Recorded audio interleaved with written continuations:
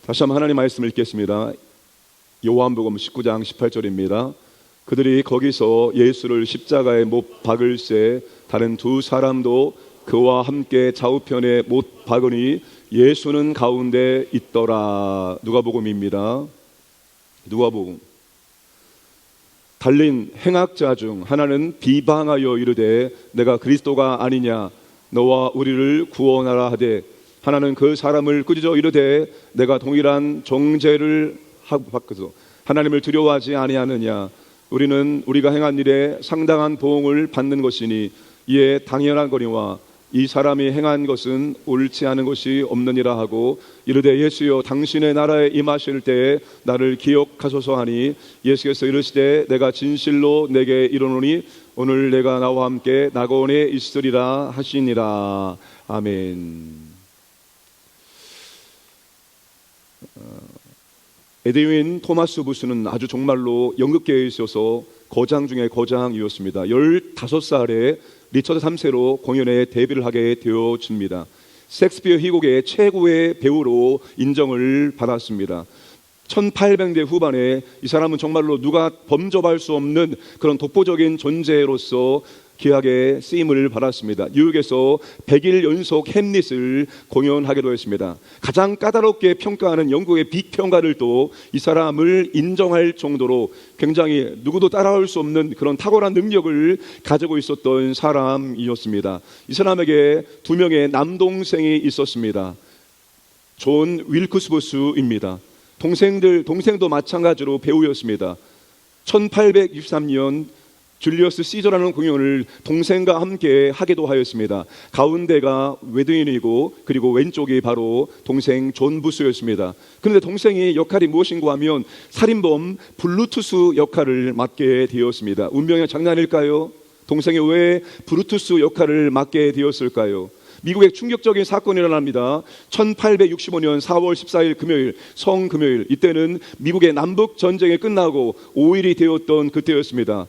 16대 대통령 에브라함 링컨이 암살을 당하는 충격적인 일이 발생하게 되었습니다. 포드 극장에서 연극을 보고 있는데 암살범이 들어와서 권총으로 사살을 하게 되어집니다. 암살범이 사용했던 권총은 필라델피아 델리저 권총이었습니다. 그리고 이제 현상금이 붙게 되어집니다. 암살한 다음에 이제 도주합니다. 4월 14일 날 암살을 하고 4월 26일 날 죽게 되어집니다. 암살범이 마지막 묵었던 1865년 4월 26일 바로 누가 암살범이었습니까?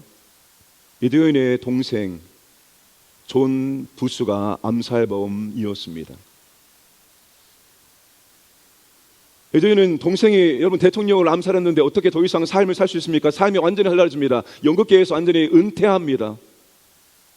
그런데 어떤 일이 일어나는가 하면 뉴저지 한 승강장에 있었는데 한 젊은이가 사람들에게 떠밀려서 그만 승강장 아래로 떨어지게 되어집니다. 에드윈이 그 모습 보고 빨리 달려가서 그 사람을 손을 잡아서 떼어주었습니다. 그리고 시간이 지난 다음에 한 통의 감사 편지가 왔는데 애덤스 부도 장군에게 편지가 왔습니다. 에드윈이 구했던 그 사람이 누구인가 하면 바로 로버트 토드 링컨 대통령의 아들이었습니다. 여러분 놀랍지 않습니까? 두 형제가 하나는 대통령을 살해했고 한 사람은 대통령의 아들을 구해냈습니다. 얼마나 얄궂은 운명의 장난입니까? 두 사람은 아버지와 어머니 같습니다.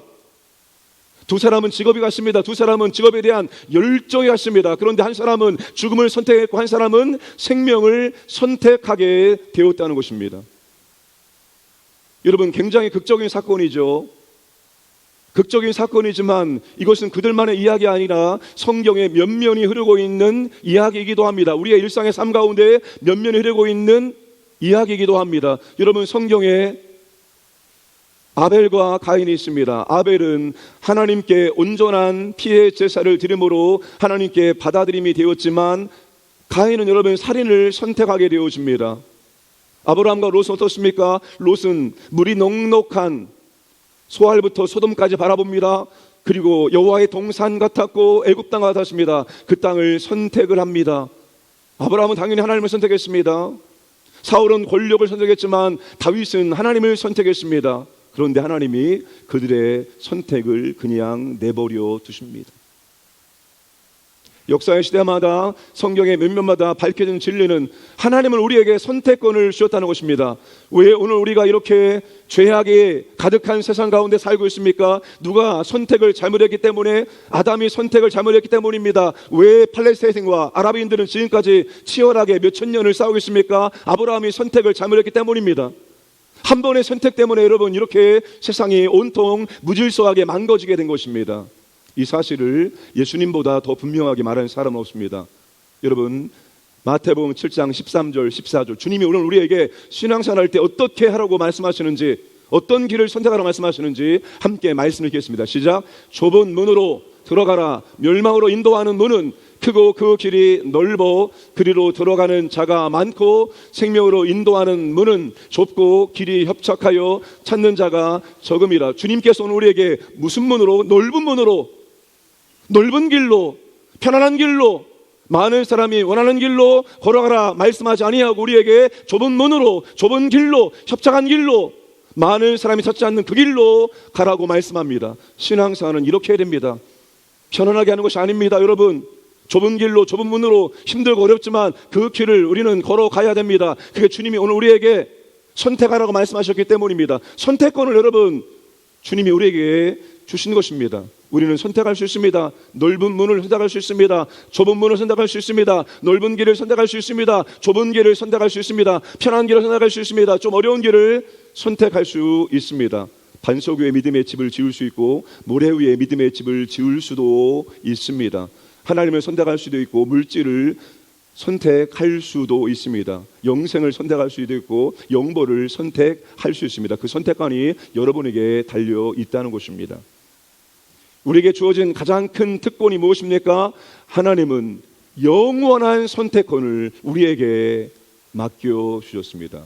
그리고 그 선택에는 영원한 결과가 따르게 되어진다는 것입니다.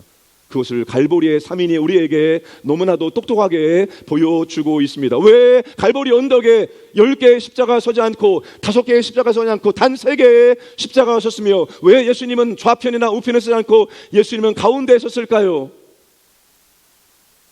언덕의 2 십자가는 하나님의 가장 위대한 선물 중에 하나인 선택권이라는 선물을 상징하고 있는 것입니다. 여러분 두 강도는 공통점이 너무나 많습니다.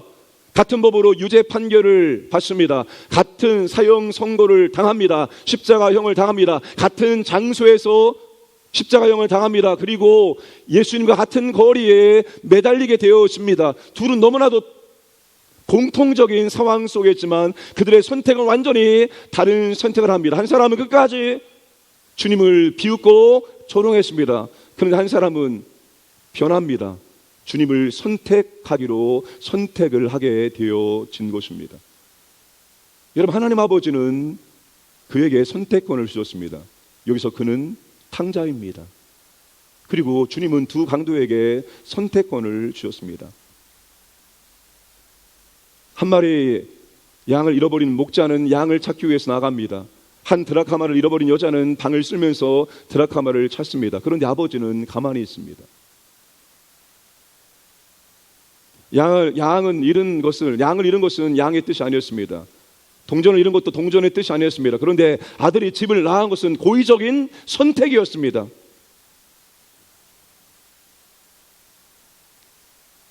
삶의 많은 부분에서 우리는 선택권이 없습니다.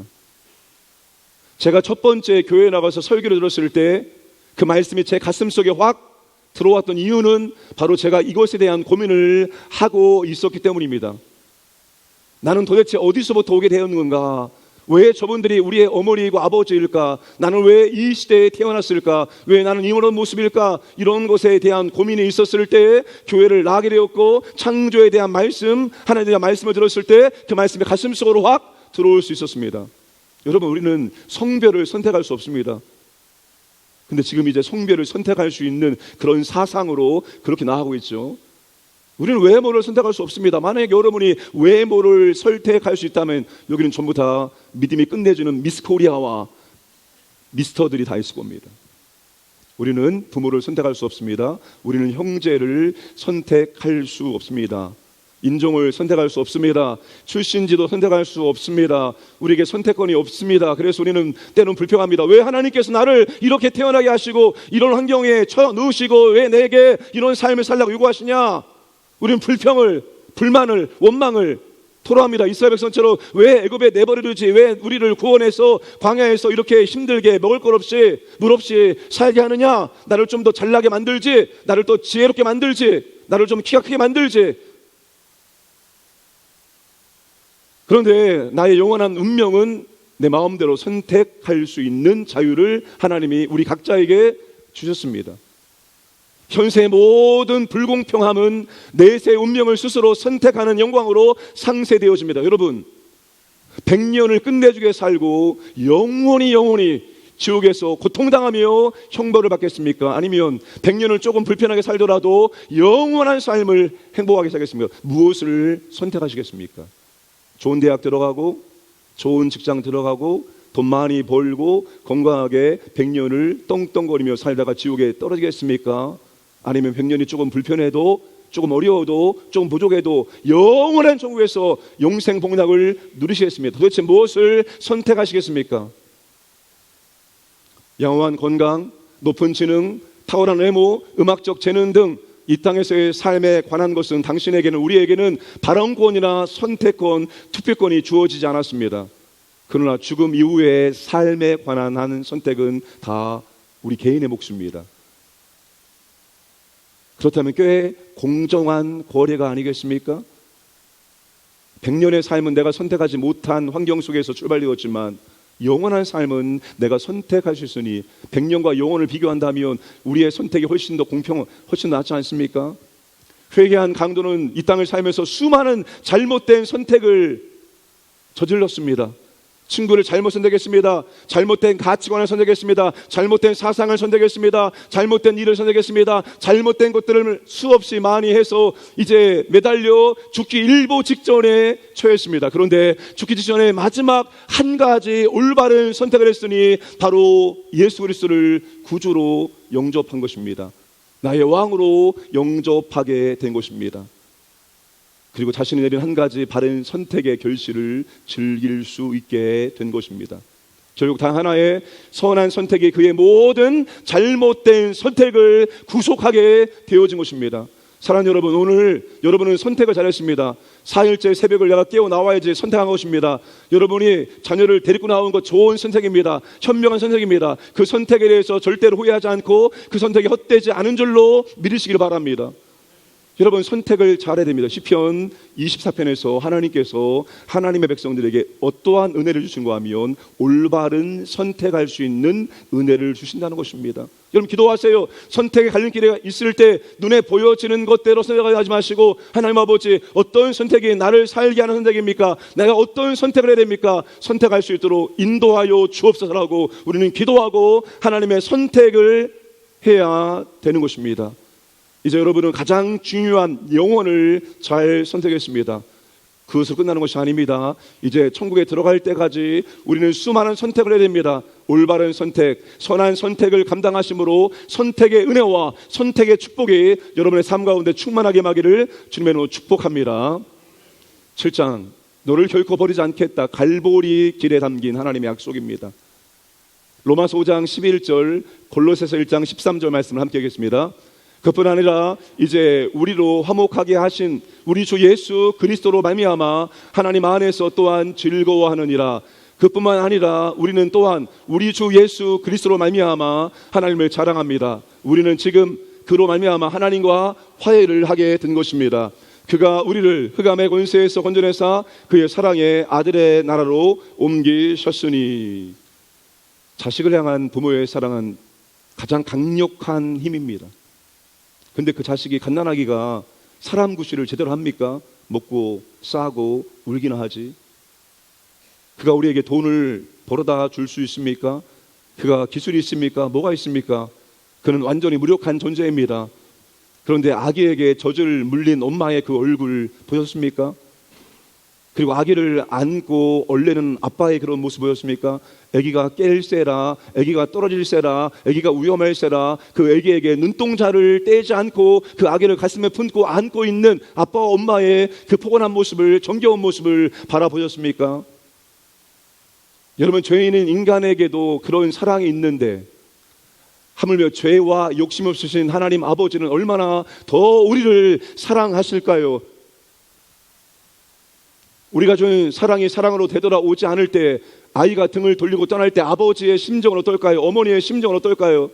내가 그렇게 사랑을 통해서 내 모든 물질과 내 모든 헌신과 내 모든 것을 다 들여서 그 아이를 사랑으로 키웠건만 그 아이가 등을 돌리고 떠나간다면 아버지의 마음은, 어머니의 마음은 얼마나 아플까요? 우리가 그랬던 존재이죠. 이사야 53장 6절 함께 계십니다. 우리는 다 양 같아서 그릇 행하여 각기 제 길로 갔거늘 여호와께서는 우리 모두의 죄악을 그에게 담당시키셨도다. 우리는 여러분 다 각기 제 길로 간 사람들입니다. 내가 할 길 내가 알아서 간 사람들입니다.